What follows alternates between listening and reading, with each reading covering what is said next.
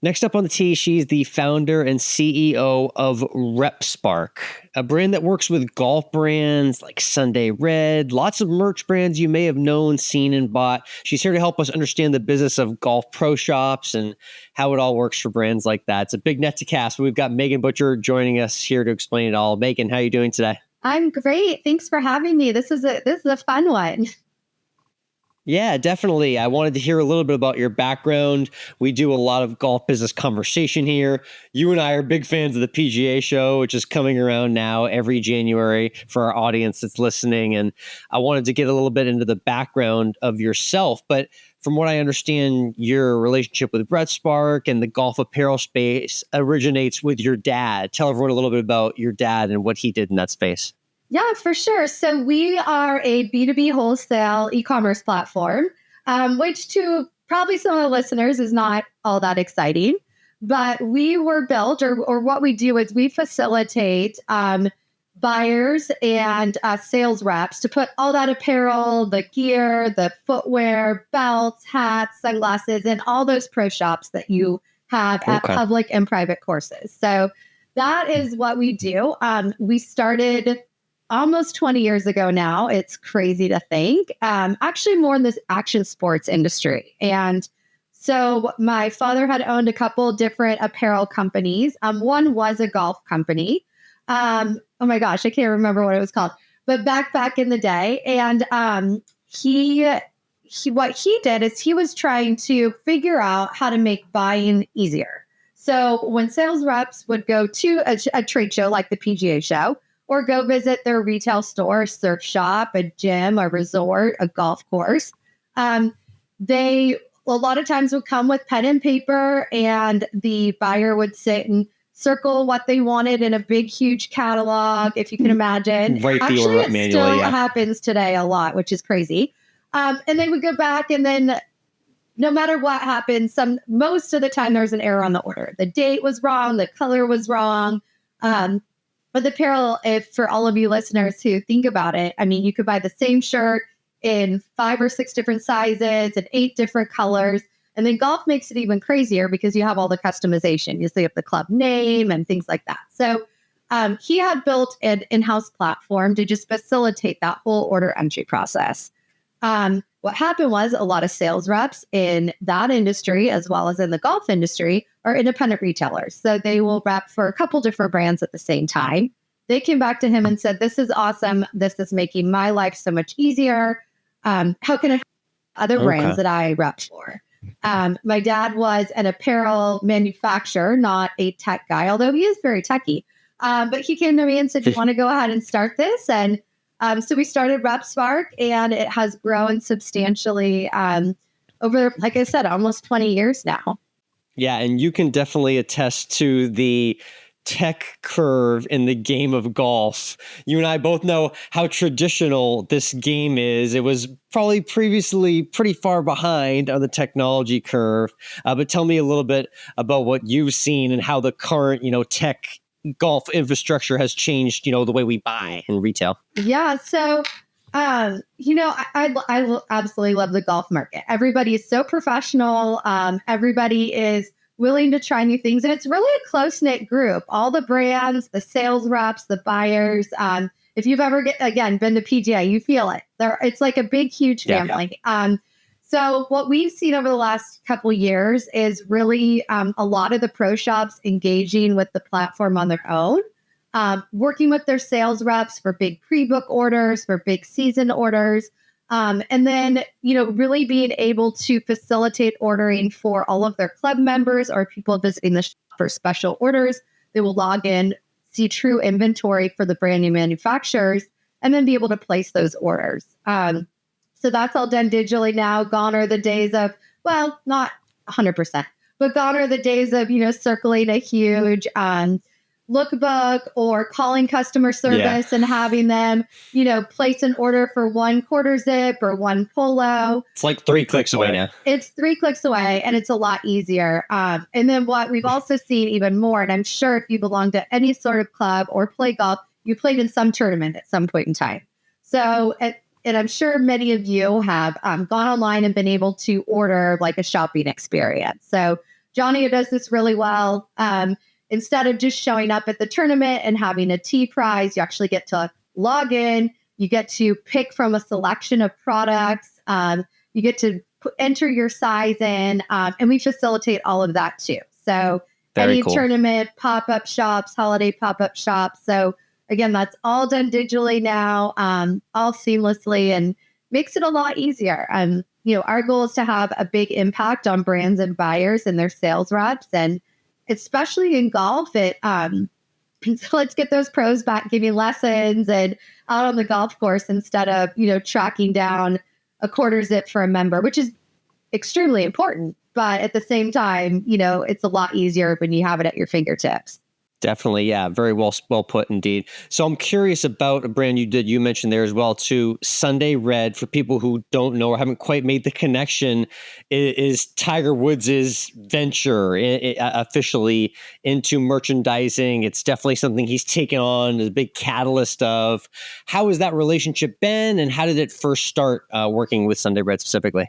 I mean, this brand is taking off. The operators there, Brad is the CEO. He's unbelievable. He's just so forward thinking that it's cool. I mean, and Paul Shaw, he's the CEO there now. And they came in and they said, if we're going to expand and grow in wholesale, we need RepSpark. So that was really fun to go do. They're also in Southern California, where we're based. So I've been down there a couple times, but I mean, talk about a powerhouse. Their ideas are flowing. They are so buttoned up, and they are just great.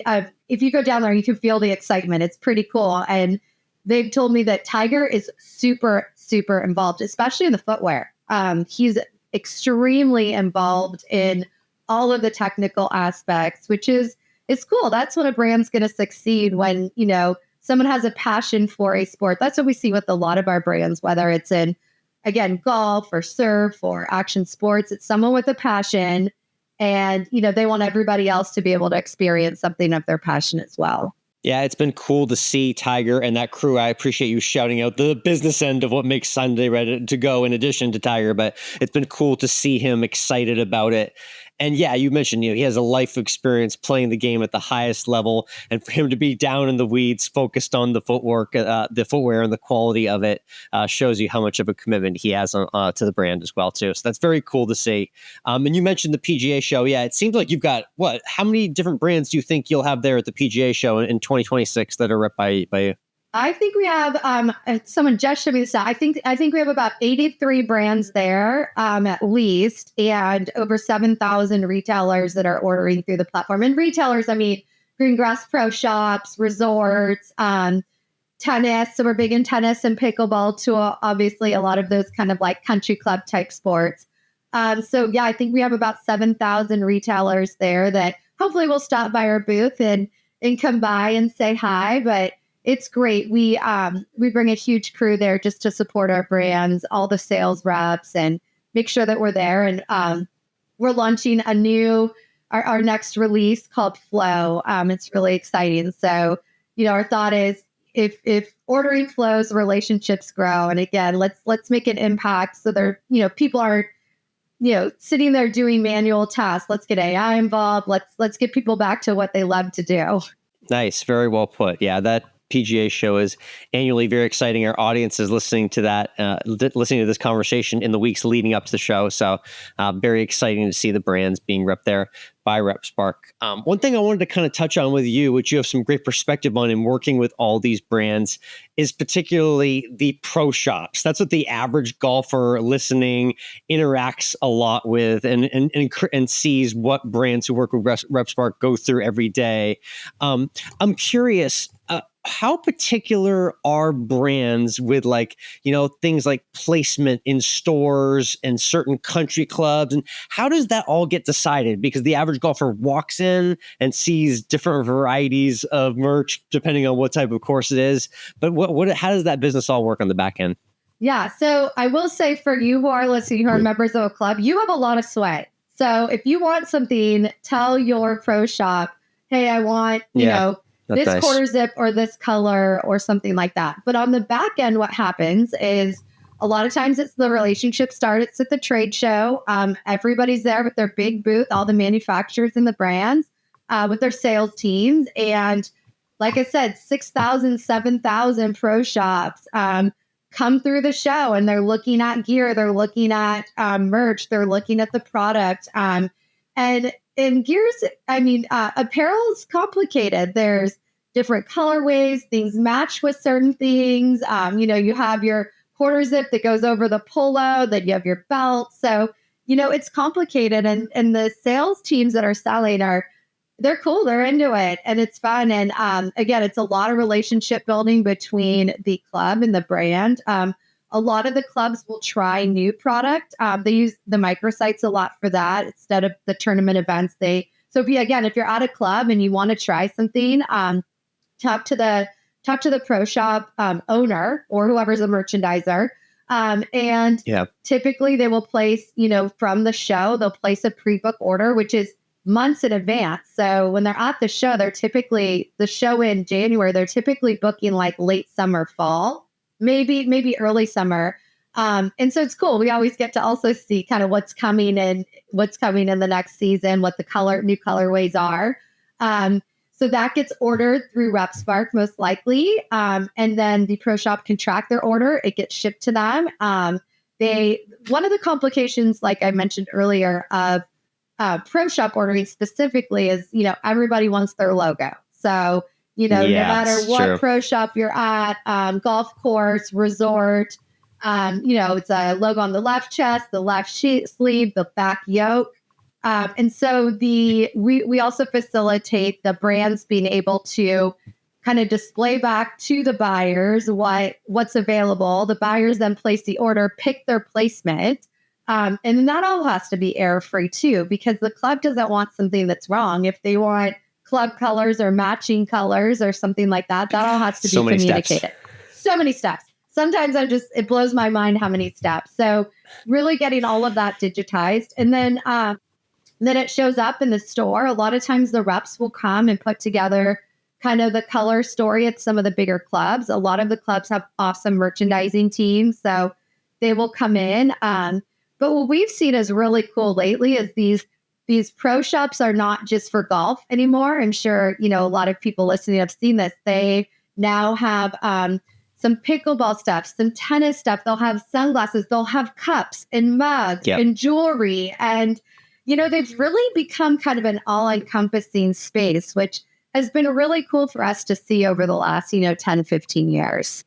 That's so true. I go to a lot of different golf destinations. And when I think about the things that I like to pick up, like little pro shop gifts or stuff like that, like I have a mug from the PGA Championship, and I have socks from the Ryder Cup, and I have a bag tag from TPC Sawgrass. And like, it is kind of becoming much more of a shopping experience versus like I'm on the way to the first tee and I need this, that, and that. There's a lot more to it these days.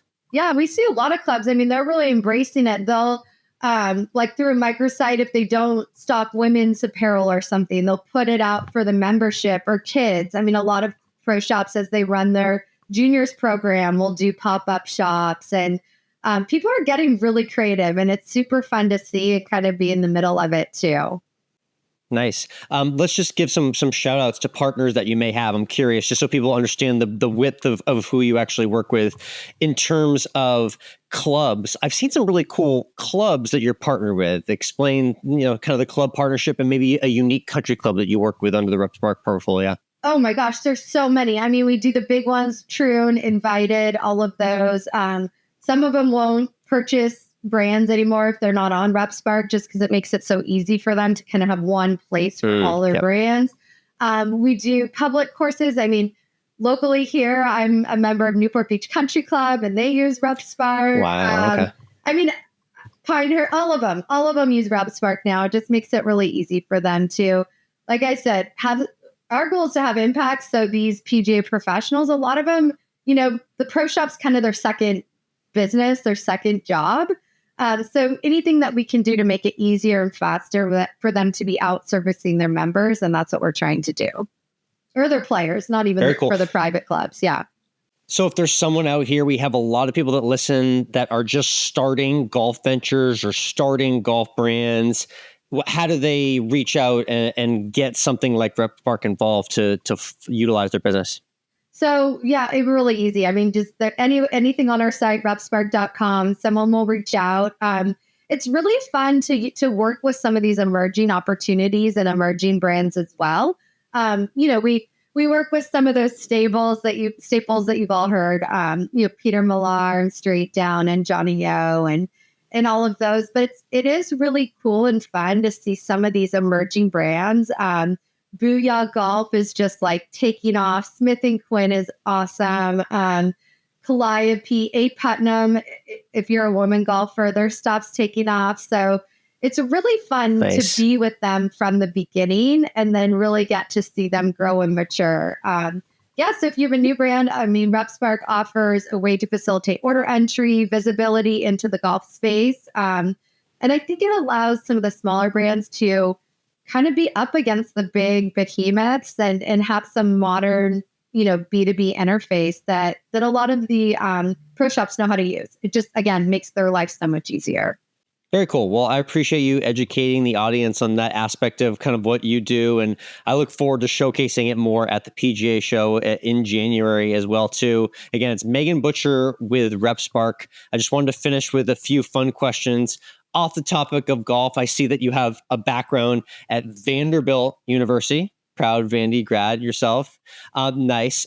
Thoughts on the football program, which was once a joke, but is now at national powerhouse level. You just missed out on the playoff, but what's the vibe there for a Vandy grad with your football team? I think they just also got like the number one quarterback too, or one of the best ones in this next recruiting class. Oh, good to know. Okay. It's so fun to see. I mean, Vanderbilt was always great. We would go to all the games and first and second quarter were awesome. And then it would just go downhill every time. And if you visited, by the way, you go to a Vanderbilt football game in a black dress and pearls, which from Southern California was insane to me. I didn't even know what was happening. But no, it's really fun. They've redone the stadium. We went back. I took my kids back over Christmas last year. And it's cool. It's fun. It's going to make the school, very cool. I'm excited for them. Awesome. Are you a Nashville hot chicken fan at all? No, I've never had Nashville hot chicken. Oh man, it's just searing hot with spices. My goodness, I've had it a couple times, so I definitely would suggest that for sure. In terms of our 19th hole question, we love to ask to end the interview, though. This will be much easier for you to answer. I'm thinking it's probably at Newport Beach Country Club. But let's say you get into the clubhouse after a round. What's like your favorite meal and drink to have at the 19th hole? So I always like to have a skinny Cadillac margarita with tahini on the rim. That was an easy one. And I don't know, our club makes this awesome like fried rice thing with this tuna on top. Definitely a Southern California thing. So I usually have that. That's usually my thing. I've heard some interesting seafood answers from California clubs. I think that might be the first fried rice answer on the history of the podcast. It's so good. It's like this little thing that you can like pick up, unless it's Taco Tuesday. And if it's Taco Tuesday, then I'm all about that. Yeah. That resonates very well with this Texan here. Taco Tuesday. Love that, indeed. Awesome. Cool. Meghann, thank you so much for hopping on the Course of Life. Appreciate you showing off RepSpark to us and look forward to connecting with you at the PGA show as well. Great. Thanks so much for having me. I appreciate it.